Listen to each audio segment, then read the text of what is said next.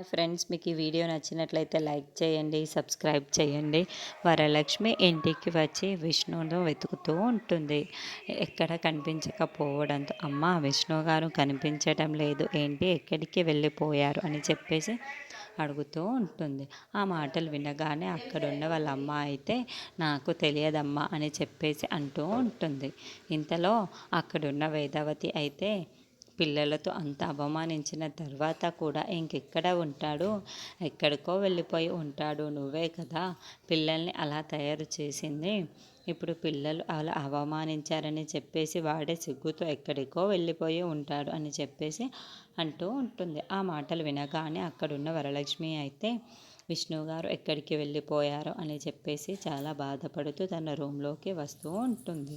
ఇంతలో అద్దం దగ్గర ఒక పేపర్ ఉండడం చూసి ఏంటి ఈ పేపర్ అని చెప్పేసి విప్పి చదువుతూ ఉంటుంది. హాయ్ వరలక్ష్మి, ఇన్నాళ్ళు నేను అపార్థం చేసుకున్నాను వరలక్ష్మి, నన్ను క్షమించు వరలక్ష్మి. ఒక మగవాడికి అవమానకరమైన విషయం ఏమిటంటే తనకు ఆ తాళి కట్టిన భర్తను మోసం చేసి తన భార్య ఒక మంచిగా ఉండలేకపోతే ఎంత బాధగా ఉంటుందో నాకు ఇప్పుడే అర్థమవుతుంది వరలక్ష్మి.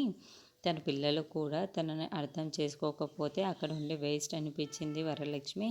అందుకే నేను ఈ ఇంట్లో నుండి బయటికి వచ్చేసాను. ఇక బ్రతికి వేస్ట్ అనిపిస్తుంది. అందుకే నేను చనిపోదామని డిసైడ్ అయ్యి ఇంట్లో నుండి వచ్చేసాను అని చెప్పేసి రాసి ఉంటుంది. అది చూడగానే అక్కడున్న వరలక్ష్మి అయితే ఒక్కసారిగా షాక్ అయిపోతూ ఉంటుంది. ఇంతలో అక్కడున్న విష్ణు రాసి ఉంచిన పేపర్ని చూసి ఇంట్లో ఉన్న వాళ్ళందరినీ చూపిస్తూ ఉంటుంది.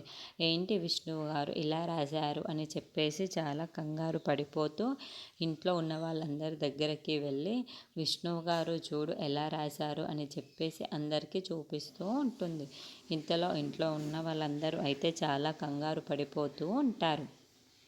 ఎక్కడికి వెళ్ళిపోయాడో ఏమైపోయాడో అని వెతుకుదాం అని చెప్పేసి అక్కడి నుండి అందరూ వెళ్ళిపోతూ ఉంటారు.